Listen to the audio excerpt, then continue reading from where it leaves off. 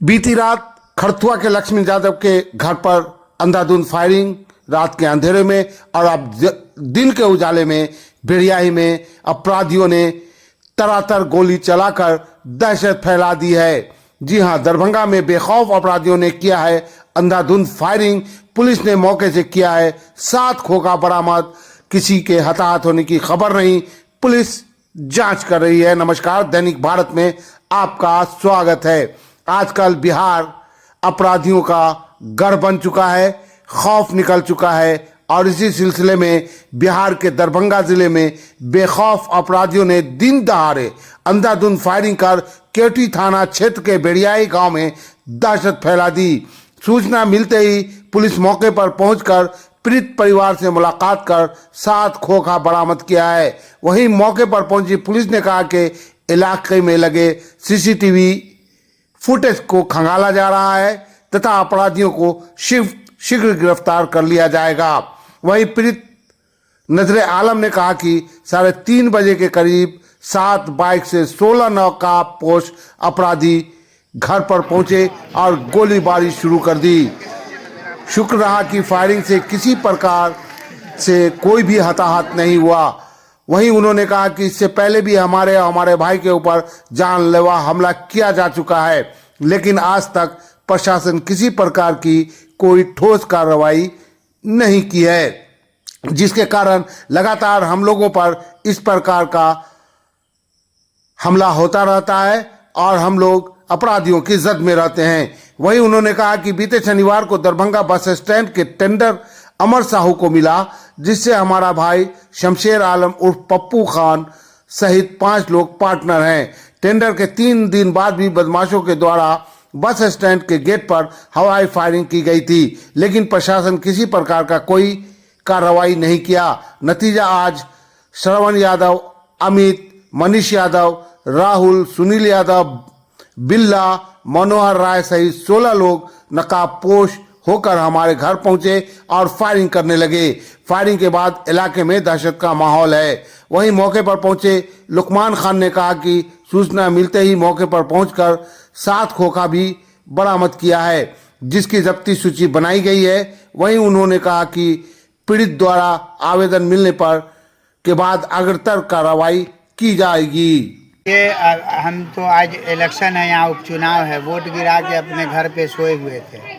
जिस मकान पे अभी घटना घटी है, गोली चली है, वो छोटा भाई है शमशेर आलम पप्पू, उसके घर पे लगभग 7-8 राउंड फायरिंग किया है और वो कोई और नहीं है। पिछले दिनों जो बस स्टैंड का टेंडर हुआ है, जिसको नहीं हुआ है वही लोग हैं। कई लगातार ये लोग तांडव मचाए हुए हैं और आम नागरिकों के बीच भी तांडव मचाया हुआ है। हवाई अड्डा के पास भी पिछले दिनों इन लोगों ने दहशत फैलाया और आज हमारे घर पे आकर के इसने तरातर फायरिंग किया है, जिसका फुटेज वगैरह भी है, खोखा भी जब्त हुआ है। हम प्रशासन से कहेंगे कि अब इतनी देरी नहीं कीजिए कि लोगों की हत्या हो। जो भी अपराधी है उसकी शीघ्र 24 घंटे के अंदर गिरफ्तारी की जाए। सर, पूरा क्या मामला है? क्यों फायरिंग हुई, क्या लगता है आपको? देखिए, बस स्टैंड में जो लोग मुकेश यादव या मनीष यादव, जो लोग भी है जिसका टेंडर नहीं हुआ, वो पिछले दिनों बस स्टैंड में भी फायरिंग की घटना हुई है। आप तमाम मीडिया कर्मी को मालूम ही है। और वो दहशत फैलाने या फिर जो अभी अमर साहू नाम के लोगों के नाम से टेंडर हुआ है, वो इसमें हमारा छोटा भाई भी पार्टनर है। तो कहीं ना कहीं ये सीधा सीधी बस स्टैंड का मामला है और हमारे घर पे आकर के फायरिंग की गई है। पहले से भी पुलिस को लगातार सूचना जाती रहती है, चूँकि पॉलिटिकल हम लोग हैं और मुझे लगता है कि इसमें दरभंगा प्रशासन विफल है, अपराधी बेलगाम है। अगर दरभंगा को शांत करना है तो प्रशासन को एक्टिव होना चाहिए। कितने बजे घटना हुई? कितने ये लोग? लगभग 3:30 बजे की घटना है और 6-7 मोटरसाइकिल से अपराधी आए थे। सभी के हाथ में पिस्टल और वो चाकू वगैरह था और फायरिंग करके गांव में भी दहशत फैलाते हुए ये लोग गए। ये आपके यहाँ जो फायरिंग हुआ उसमें किसी की हताहत होने की? नहीं, बच गए लोग, इत्तेफाक से कोई था नहीं तो बड़ी घटना घट सकती। किसी पर शक की भी नजर है? बिल्कुल, लोगों ने पहचान किया। उसमें श्रवण यादव है, राहुल है, मनीष है, बिल्ला नाम का है, सुनील यादव है, अमर नाम है। इस तरह के जो 8-10 अपराधी लोग हैं, उन लोगों को लोगों ने पहचाना है, ग्रामीणों ने पहचाना है। सारा साक्ष्य है, खोखा है, गोली है। कितना खोखा बरामद हुई है? 6-7 खोखा तो यहाँ बरामद अच्छा, ये हुआ लोग है। कहाँ के रहने वाले हैं? सब लोकल ही हैं। सब लोग पहले भी बस स्टैंड में टेंडर वगैरह किए हैं और वही लोग हैं। तो आज जो फायरिंग हुई है, अगर यहाँ कोई लोग रहता तो फिर होता क्या? बिल्कुल निश्चित रूप से वो तो मेरे भतीजा लोग का स्कूल खुल गया, बच्चा लोग स्कूल चला गया था, वरना ये तो बड़ी घटना घटती और सारी जवाबदेही प्रशासन की होती। इसलिए कि जिस दिन से ये नया टेंडर हुआ, लगातार ये लोग, इन लोगों के नाम से FIR है, लगातार ये लोग तांडव मचाया हुआ है। प्रशासन आखिर किसके इजाज़त के लिए रुकी हुई है इस पे कार्रवाई करने के लिए, ये सबसे बड़ा सवाल है। क्या किसी के इंतजार में है या किसी के दबाव में कार्रवाई नहीं हो रही है, ये तो वरीय पदाधिकारी बताएंगे बेहतर। घटना के बाद क्या लगता है आपको? कितने देर के बाद पुलिस आई है? तो लगातार आवेदन दरभंगा पुलिस के ऑन रिकॉर्ड है कि हम लोग लगातार आवेदन देते हैं, लेकिन कोई सुनवाई नहीं होती है, कोई कार्रवाई नहीं होती है। तो हम तो प्रशासन से कहेंगे कि अगर हम लोग की हत्या का तांडव देखना चाहते हैं, हमारे भाई की हत्या का तांडव देखना चाहते हैं, तो जैसे सोए हुए हैं वैसे सो जाएं। कौन थाना का पुलिस आई है? केवटी थाना। कितना देर में आई है? आधा घंटा अरे किनका मकान है ये? ये शमसे आलम पप्पू कौन जगह पर ये है? भेड़िया ही। जी बताएंगे क्या यहाँ किस तरह की घटना घटी?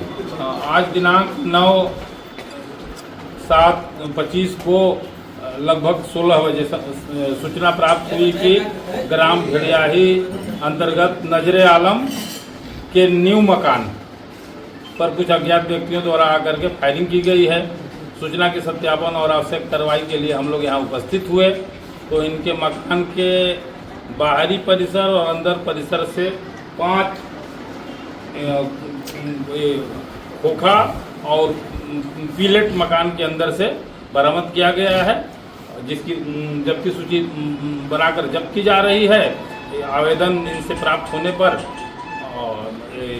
अगतर अनुसंधान किया जाएगा, प्राथमिकी दर्ज कर अगतर अनुसंधान किया जाएगा। घटना कितने बजे की है और आने के बाद क्या आपको यहाँ लगा? आने पर तो अब जो प्रदर्श मिला, जो लोगों ने बताया घटना के संबंध में जो ये बता रहे हैं, तो अब जो सूचक बताएंगे वो सत्य है। आपने जांच किया तो यहाँ क्या पाया? क्या और कितने जांच संख्या में में? अभी तो हमने जो आपको बता रहे हैं कि प्रदर्श हमने बरामद किया, इसको साक्षियों के समक्ष जब्त कर रहे हैं और प्राथमिकी दर्ज कर जिनका नाम आएगा अगतर कार्रवाई की जाएगी। इसमें कितने के संख्या में की जानकारी मिली है? जानकारी तो लोग बता रहे हैं कि 6-7 मोटरसाइकिल से। अब एग्जैक्ट तो प्राथमिकी के अनुसार ये जब बताएंगे कि कितने लोग थे, कौन लोग थे। प्रथम दृष्टिया में क्या जानकारी मिली है?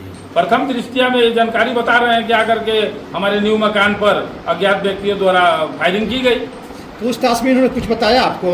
पूछताछ में ये कोई विशेष अभी कारण नहीं बताए हैं। अब अपना आवेदन में ये अंकित करेंगे तो उस पर हम लोग अनुसंधान करेंगे।